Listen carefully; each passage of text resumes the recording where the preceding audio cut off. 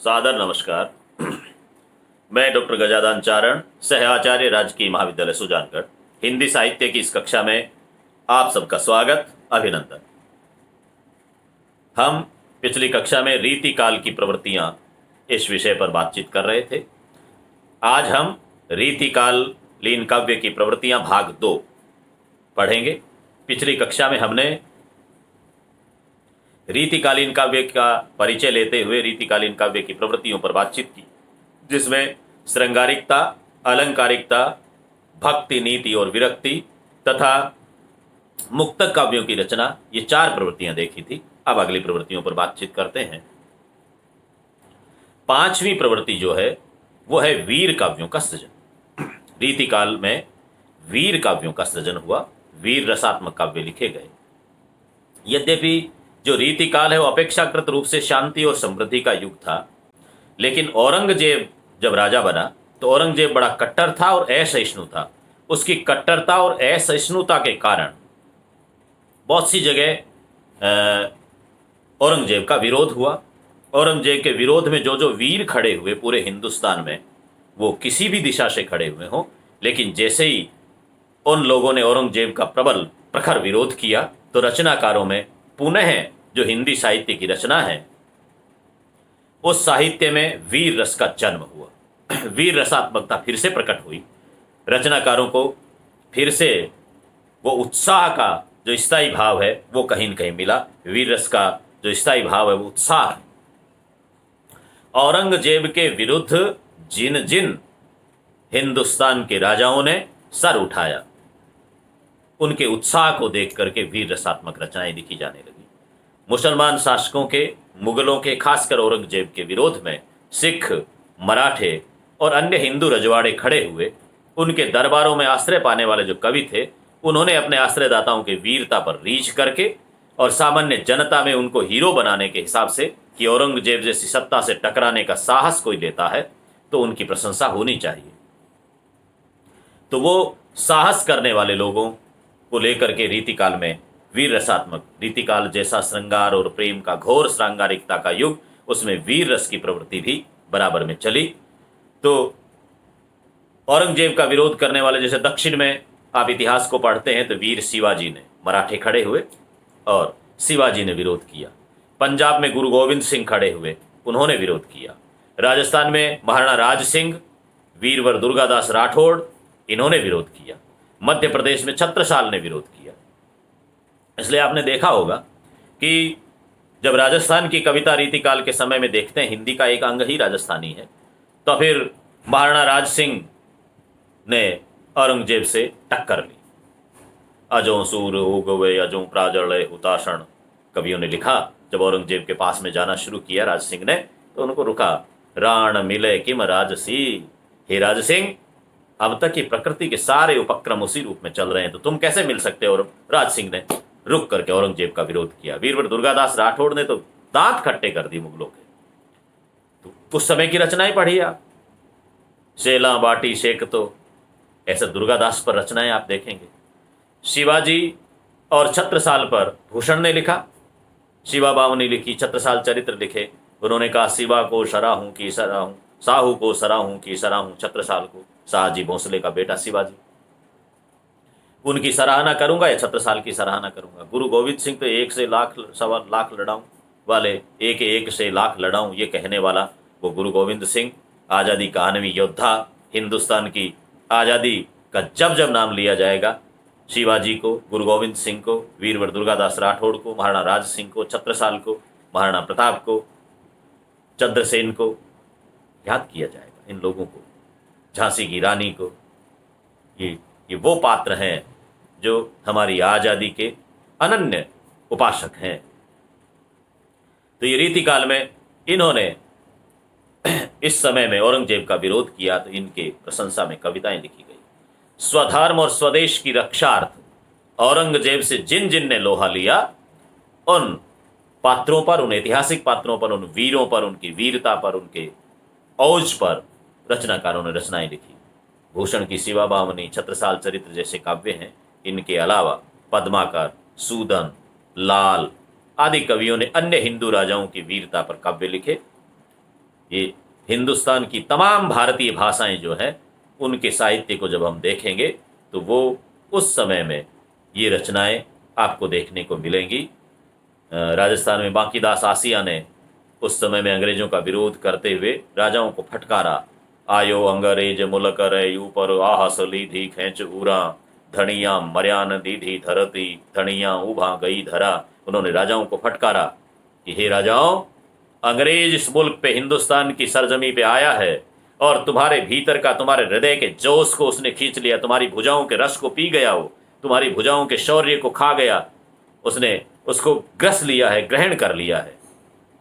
तुम तो उस परंपरा के लोग हो कि धनी के, मालिक के जिंदा रहते उसके अंतिम सांस तक उसकी धरती पर किसी दूसरे ने कब्जा नहीं किया था। आज तुम्हारे जिंदा बैठे हुए अंग्रेजों ने आकर के इस धरती पे कब्जा कर लिया, तुम्हें मर जाना चाहिए, डूबना चाहिए, ऐसे धिक्कारा। ये रचनाएं भी इस काल में लिखी गई, वीर रस की ऐसी रचनाएं जिनमें चेतावनी की रचनाएं भी है, चेतावनी का गीत नाम से इसको जाना जाता है, ऐसी रचनाएं लिखी गई।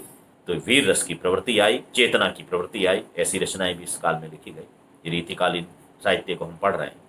अगली प्रवृत्ति है ब्रज भाषा की प्रधानता की। यद्यपि अलग अलग भारतीय भाषाओं में साहित्य का सृजन हुआ, लेकिन जब हिंदी साहित्य की हम बात करते हैं तो ब्रज भाषा की प्रधानता इस काल में रही।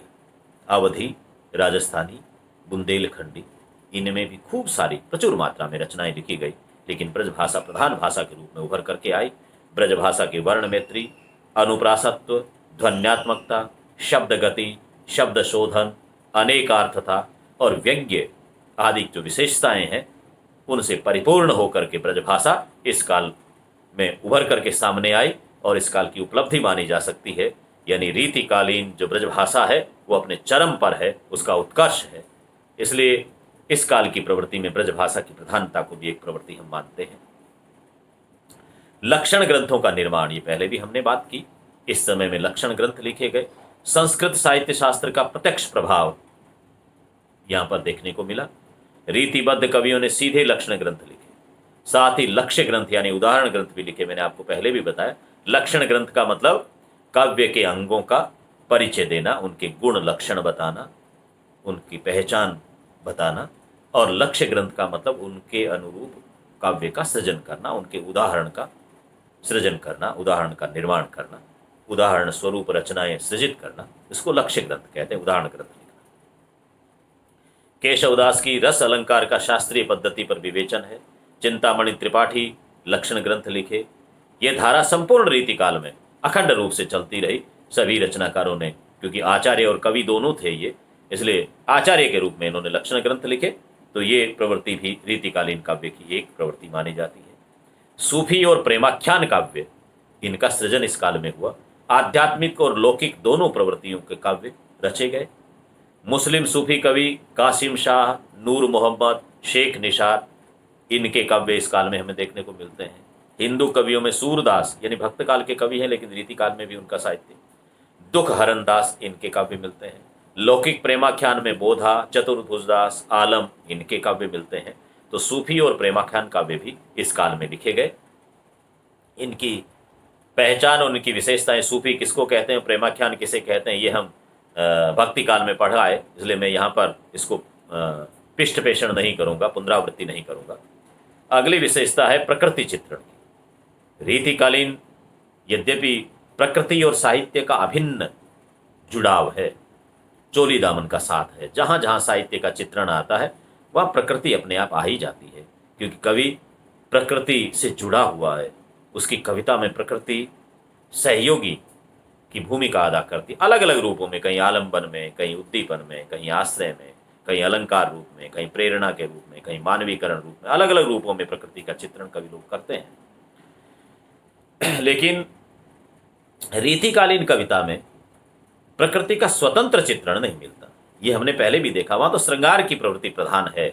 इसलिए प्रेमी प्रेमिका के प्रेम को उद्दीप्त करने के लिए, भले वो संयोग को उद्दीप्त करे या वियोग को उद्दीप्त करे, विरह को बलवती करे या फिर संयोग के क्षण में उनके प्रेम को, उनकी रति को और ज्यादा उद्दीप्त करे, तो उद्दीपक रूप में प्रकृति का चित्रण हुआ है। उद्दीपक का मतलब हो गया कि उद्दीप्त करना, भावनाओं को बढ़ाना, भावनाओं को, जैसे लेमैन की भाषा में के भावनाएं भड़काना। तो जब आप साथ में हो, प्रेमी और प्रेमिका साथ में है, उस समय में ठंडी ठंडी बयार चल रही है, बादलों की गर्जन हो रही है, झीनी झीनी बूंदें गिर रही हैं, तो प्रेम बढ़ेगा, रति का भाव उत्कर्ष को प्राप्त करेगा। ये प्रकृति का काम। तो रीतिकालीन कवियों ने इस रूप में प्रकृति को स्वीकार किया। और मान लीजिए पति पत्नी अलग हैं, नायिका वियोग में है, मोरिया तू क्यों बोलो रे ढलती रात रो, राजस्थानी का लोकगीत है। तो वो मोर यदि मयूर बोलता है, होता क्या है कि संयोग में प्रकृति के जो जो काम हैं, प्रकृति के जो जो उपक्रम हैं, वो संयोग में प्यार को बढ़ाने वाले होते हैं, वियोग में उतने ही वियोगी जनों को दुखी करने वाले होते हैं। यानी संयोग में जितना सुख देते हैं, वियोग में उससे अधिक दुख, उतना ही गहरा दुख प्रदान करते हैं। संयोग में मोर का बोलना, पपीहे का बोलना, बरसात का आना, ठंडी हवा का चलना, रात्रि का होना, एकांतवास का होना, ये सब चीज़ें संयोग में सुख प्रदान करती हैं। लेकिन वियोग में यही होंगी। पपीहा बोलेगा तो पपीहा तेरे बोलने से पीयू याद आते हैं, मेरा विरह बढ़ता है। मोर तू क्यों बोलता है, हे कोयल कारी कूर कोकिला कहाँ को बेर काढ़ती रे। हे कारी और क्रूर कोयल, कहाँ की दुश्मनी निकाल रही हो। विरही जनों को पीड़ा प्रदान करती है। बादलों का गर्जना, राजस्थान में तो चंद्र सिंह जी ब्रिकाड़ी की जो बादली रचना है, उसमें आप देखेंगे कि नायिका ने किस तरह से बादली को नकारा। ये बादलियां वापस आ जाती है, मुश्किल से जाती हैं, फिर भी सज्जन आने से पहले आ जाती हैं। तो ये इन बादलों को भी, क्योंकि बादल और बिजली साथ में आते हैं तो पति पत्नी का संयोग हो जाता है, और जब विरह में अलग होते हैं तो विरही जनों के मन को पीड़ा देती है। इसलिए प्रकृति यहाँ पर उद्दीपक रूप में आई है रीतिकालीन कविता में। रीतिकाल के कवि प्राय प्रकृति के प्रति तटस्थ रहे हैं। प्रकृति ने उनको मोहित कभी नहीं किया, उनकी भावनाओं में सहायक प्रकृति हुई है। इसलिए यहाँ पर प्रकृति चित्रण का इतना सा रूप है। कला पक्ष की प्रधानता, इस आधार पर तो इसको कलाकाल नाम ही दिया। कला पक्ष प्रधान रहा, छंद, अलंकार, उक्ति वैचित्र्य, इस पे जोर दिया गया, इसलिए इसको कलाकाल नाम दिया गया। तो काव्य का जो शिल्प पक्ष है, उसकी प्रधानता के कारण इसको कलाकाल नाम दिया गया है। वो अलंकार पे, छंद पे, भाषा शैली पर, लक्षणों पर, लोकोक्तियों पर, मुहावरों पर, इन पर ज़्यादा जोर रहा। यानी बाहरी पक्ष को प्रधान बनाने पर जोर रहा, अभिव्यक्ति पक्ष प्रबल, अनुभूति पक्ष पर ज़्यादा ध्यान नहीं दिया गया। इसलिए इसको कला पक्ष की प्रधानता वाला युग कहा जाता है। नारी चित्रण, नारी के प्रति जो दृष्टिकोण है, वो किस तरह का दृष्टिकोण इस काल में रहा। नारी के प्रति जो रीतिकाल के कवि हैं, उनका दृष्टिकोण संकुचित रहा। नारी को उन्होंने उपभोग की वस्तु, विलास की वस्तु मान करके छोड़ा, और आरोप लगाया इन पे कि राज्याश्रित कवि नारी के कुछ कटाक्षों के महीन से महीन विलासात्मक, रंगीन और भड़कीले चित्र उतारकर अपने स्वामी के गहरे मानसिक विषाद को दूर करने के प्रयत्नशील थे।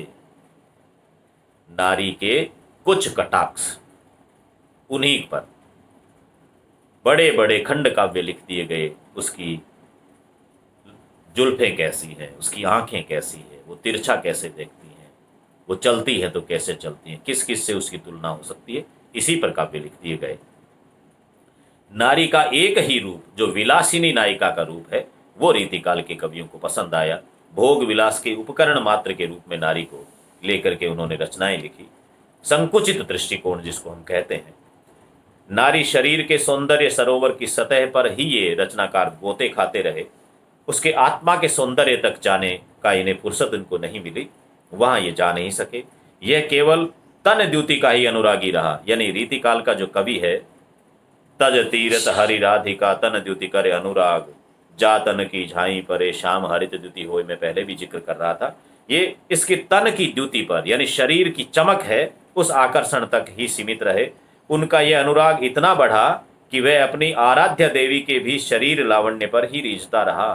तज तीरथ हरि राधिका तन द्युति कर अनुराग, यानी राधा को एक तरफ तो देवी मानता है, अपनी आराध्या देवी कहता है, और उसके शरीर की द्युति से प्रभावित होना चाहता है। माने उसको कहीं न कहीं जाकर के प्रेमिका रूप वाला वो आकर्षक रूप ही स्वीकार करता है।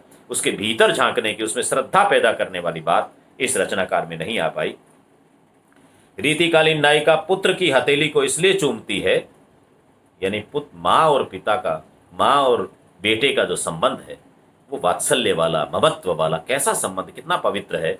लेकिन रीतिकाल का कवि जब वर्णन करता है तो इस भाव को भूल जाता है, इस मर्म को भूल जाता है, रिश्तों की इस पवित्रता को भूल जाता है। और वो कहता है कि वो नायिका अपने पुत्र की हथेली इसलिए चूमती है क्योंकि उसके प्रियतम का प्रतिबिंब उसमें है, वात्सल्य नहीं, पति का प्रतिबिंब उसमें दिखता है इसलिए उसको चूमती है। अपना नहीं, अपना अंश है, अपना अक्ष है, मेरा अंश है, वात्सल्य का भाव है, इससे पुत्र को नहीं। कौन गने पुर वन नगर कामिनी एके रीत, देखत हरे विवेक को चित्त हरे करि प्रीत। यानी कामिनी का एक ही रूप उन्होंने कहा। कौन गने पुर वन नगर, न पुर को, न वन को, न नगर को, किसी को नहीं। कामिनी एके रीत, कामिनी तो एक ही रीत की होती है, और वो रीत क्या है? देखत हरे विवेक को। जैसे ही उसको देखा, पहली दृष्टि में उसने विवेक को हर लिया, यानी सामने वाला देखने वाले के विवेक का हरण हो जाता है। चित्त हरे करि प्रीत, और वो प्रीत करती है तो सामने वाले का चित्त ले लेती है। यानी कामिनी तो लेने का ही काम करती है, वो तो हरण ही करती है, देने का कुछ काम करती नहीं। इस रूप में वो दृष्टि जो है वो ये रही कि नारी पुरुष के आकर्षण का केंद्र मात्र है। मनुज रूप वे अवतर्यो, तीन वस्तु को जोग। इंसान के रूप में तीन वस्तु का जोग आया। रीतिकालीन कवियों ने लिखा कि मनुज रूप वे अवतर्यो, तीन वस्तु को जोग। द्रव्य उपार्जन, हरि भजन, अरु कामिनी संग भोग। यानी आदमी के तीन ही काम है। एक काम तो द्रव्य उपार्जन, धन पैसे रुपए कमाइए, आजीविका। हरि भजन, भगवान का भजन करें। अरु कामिनी संग भोग, और कामिनी के साथ में भोग करें। यानी कामिनी का जहां जिक्र है वहां पर तो भोग तक सिमटा करके उसको छोड़ दिया। तो नारी के प्रति इनका दृष्टिकोण इतना सा रहा। अगली विशेषता है मनोवैज्ञानिक चित्रण। रीतिकाल के रचनाकारों ने स्त्री पुरुष के जो संबंध है और खासकर यौन संबंध है, उनके मनोवैज्ञानिक विमर्श किया है, उस पर चर्चा हुई है। भारत में तो काम शास्त्र में इसकी चर्चा पहले से है। पाश्चात्य मनोवैज्ञानिक सिगमंड फ्राइड ने इसकी दूरगामी चर्चा की। उन्होंने प्रत्येक क्रियाकलाप का उत्स काम से ही माना है। तो वो मनोवैज्ञानिक चित्रण इन्होंने खींचे हैं। निसि जागी लागी ही ये प्रीति उमगत गात, उठिन सकत आलस वलित सहज सलोने गात। पद्माकर ने लिखा। रात को जगी कैसे कैसे आप देखेंगे बिहारी के, पद्माकर के, मतीराम के, देव के, इनकी रचनाओं में जब देखेंगे तो मनोवैज्ञानिक चित्र है। रात्रि को नायिका कहाँ रही है, कैसी बातचीत की होगी, प्रेमी प्रेमिका अंदर है तो बाहर से अनुमान लगाया जा रहा है वो क्या कर रहे होंगे। ये मनोविज्ञान के दृश्य उसमें खींचे गए हैं और बहुत महीन चित्र खींचे गए हैं। इन रचनाओं के जो मनोविज्ञान की दृष्टि से पढ़ेंगे तो आपको लगेगा कि मानव मनोविज्ञान को, स्त्री मनोविज्ञान को, पुरुष मनोविज्ञान को बहुत अच्छे से इन रचनाकारों ने पढ़ा है और उनका चित्रण इसमें हुआ। अगली विशेषता है प्रतियोगिता एवं प्रतिस्पर्धा की भावना। ये जो कवि थे इनमें आपस में काव्य भाषा और काव्य सिद्धांतों के प्रतिपादन में अपने समान धर्मा कवियों से निज उत्कृष्टता की स्थापना के लिए व्याकुल रहते थे। यानी कि मैं श्रेष्ठ हूं, अपने आप को श्रेष्ठ साबित करने के लिए रात दिन उसी में लगे रहते थे। प्रतिस्पर्धा की, प्रतियोगिता की भावना इन रचनाकारों में थी। संस्कृत के कवियों में भी ऐसी परंपरा देखने को मिलती है, ऐसी प्रतिस्पर्धा की भावना देखने को मिलती है। लेकिन जो हिंदी के रीतिकाल के, ब्रज भाषा के और राजस्थानी के, बुंदेलखंडी के, अवधी के इन रचनाकारों में जो मिलती है उतनी संस्कृत में नहीं। कवि दरबार लगते थे, राज दरबार लगते थे, ये इनके मंच हुआ करते थे काव्य शास्त्रों में। और एक के बाद दूसरी रचनाएं आती और एक दूसरे को अपने आप को श्रेष्ठ साबित करने के लिए दूसरे की रचनाओं को काटा जाता था। इसीलिए सेनापति जैसे रचनाकारों ने लिखा कि भाई बाहर नहीं रखनी चाहिए इन रचनाओं के। सुनी महाजन चोरी होती चार चरणन की, चारों चरणों की चोरी हो जाती है कविता की। इसलिए ये जो नाम लेखन की परंपरा है, अपना नाम डालने की कहीं न कहीं, वो भी काव्य की चोरी को रोकने की दृष्टि से रखी गई। एक दूसरे के श्रेष्ठ तर्क दे करके अपने आप को श्रेष्ठ साबित करने का प्रयत्न ये रचनाकार करते रहे। कुछ प्रवृत्तियाँ अन्य है, क्योंकि बहुत लंबा समय हो जाएगा, अपनी एक समय सीमा है ऑनलाइन कक्षा के समय वीडियो की, इसलिए मैं कुछ प्रवृत्तियों का जिक्र बिना विवेचन किए करता हूँ। विद्यार्थी उनके उदाहरण अपने स्तर पर देखेंगे। वियोग का ऊहात्मक वर्णन रीतिकालीन कविता की एक प्रवृत्ति है। वियोग है उसके ऊहात्मक वर्णन है, यानी कि अतिरंजना उसमें आएगी, ऊहा आ जाएगी, उसमें अतिशयोक्ति आ जाएगी। आडे दे आले बसन जाडे हु की रात, साहस करे के नेह बस सखी सबे ढिग जात। बिहारी का दोहा है, आप ऐसे दोहे इनमें चुन करके लें। कवि और आचार्य दोनों बनने की प्रवृत्ति है, ये आपने देखी है। बहुत से रचनाकार हैं वो कवि भी हैं, आचार्य भी हैं, ये प्रवृत्ति है। नायिका भेद की प्रवृत्ति इस काल की काव्य में मिलती है, जिसमें नायिकाओं के अलग अलग नायिका, कौन सी कैसी नायिका, स्वकीया, परकीया, मुग्धा, कैसी नायिका है और उसके क्या गुण होंगे, क्या लक्षण होंगे, वो कैसा व्यवहार करेंगी, कैसे चलेंगी, किस समय जाएंगी, कैसा पहनेंगी, क्या खाएंगी, ये सारी चीज़ें उसमें हैं। नख सिक वर्णन, औरत के पाँव के नाखून से लेकर के सिर की शिखा तक, चोटी तक का पूरा वर्णन, जूड़े तक का पूरा वर्णन एक एक करके इन रचनाकारों ने किया। षट ऋतु और 12 मासा का वर्णन, यानी 12 महीने में कोई आषाढ़ से शुरू करता है, कोई सावन से शुरू हुआ, कहीं भाद्रपद से शुरू होता है, कहीं फाल्गुन से शुरू होता है, लेकिन क्रमशः फिर 12 महीने का जिक्र है, 6 ऋतुओं का जिक्र है। कविता में प्रेमी प्रेमिका यदि संयोग में है तो 6 ऋतुओं में कैसा महसूस करते हैं, वियोग में है तो कैसा महसूस करते हैं। हर ऋतु का अपना आनंद है और अपनी परेशानियां हैं, उनका जिक्र इन रचनाओं में आपको मिलेगा। प्रशस्ति मूलक काव्य भी मिलेंगे, क्योंकि राज दरबारों में रहते थे। जिसकी खाए बाजरी उसकी बजाय हाजरी, ये तो कहावत प्रसिद्ध ही है। जिसके दरबार में रहेंगे, जिसके शरण में रहेंगे, जिसके यहाँ पर मान सम्मान पाएंगे, जिसके यहाँ से अपनी जीविका चलाएंगे, उनकी प्रशंसा करनी ही करनी है। भले ही कितने सिद्धांतवादी बातें करें, लेकिन जिसकी नौकरी करते हैं उसकी चाकरी तो करनी ही पड़ती है। तो प्रशस्ति मूलक रचनाएं भी इस काल में कवियों की रचनाएं, आश्रयदाता कवियों की रचनाओं में मिलेंगी, जिसमें आपको बहुत सी जगह पर श्रेष्ठता से प्रशंसा भी मिलेगी। जैसा भूषण के यहाँ पर छत्रसाल और शिवाजी के चरित्र को लिखते हुए उसने वर्णन किया है, तो वहाँ भी प्रशंसा का भाव है। तो दूसरी जगह पर कहीं न कहीं अन्यान्य जिस पर आलोचनाएं की जा सकती है, ऐसी प्रशस्तियाँ भी हैं। चित्रात्मक वर्णन, चित्र खींचे हैं, शब्द चित्र, ऐसे वर्णन भी आपको देखने को मिलेंगे। जीवन दर्शन से जुड़ी हुई रचनाएं भी आपको देखने को मिलेंगी। इस तरह से ये जो रीतिकालीन प्रवृत्तियों का हमारा अध्याय है, उसको हम समापन की ओर लेके चलते हैं। निष्कर्ष रूप में हम कह सकते हैं कि रीतिकालीन काव्य में अनेक प्रवृत्तियां एक साथ विद्यमान रही, तथापि उनमें प्रधानता रीति एवं श्रृंगार की ही रही। रीति एवं लक्षण ग्रंथों में किए गए नायक नायिका भेद, श्रृंगार के लौकिक रूप, नायिका के नक्शिक चित्रण आदि ने राजवर्ग के साथ साथ आम जन को भी प्रभावित किया। इस काल के कवियों का ध्यान काव्य शास्त्र की ओर न होकर चमत्कार प्रदर्शन की ओर अधिक रहा।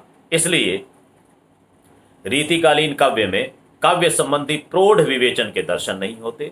इसके बावजूद रीतिकालीन काव्य को हिंदी साहित्य का अहम एवं अमूल्य हिस्सा माना जाता है और माना जाना चाहिए, क्योंकि इस काव्य में कवियों की बहुज्ञता, वर्णन वैविध्य, उक्ति वैचित्र्य, तार्किकता, उदाहरण एवं दृष्टांत आदि की विलक्षणता के दर्शन होते हैं। इस नाते रीतिकालीन कविता की सामान्य प्रवृत्तियों को इस रूप में आप समझ सकते हैं। इससे रीतिकाल की कविता को समझा जाएगा। रीतिकालीन समय की सामाजिक, आर्थिक, राजनीतिक, सांस्कृतिक स्थितियों को हम समझ सकते हैं।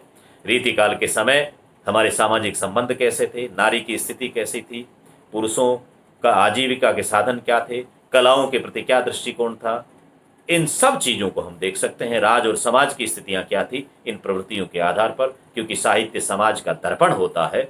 इसलिए रीतिकालीन साहित्य की सामान्य प्रवृत्तियों को समझ करके हम रीतिकाल का समग्र विवेचन कर सकते हैं, समग्र मूल्यांकन कर सकते हैं। आप सबके प्रति धन्यवाद। अगली कक्षा में हम फिर से मिलेंगे। आज के लिए इतना ही। Thank you.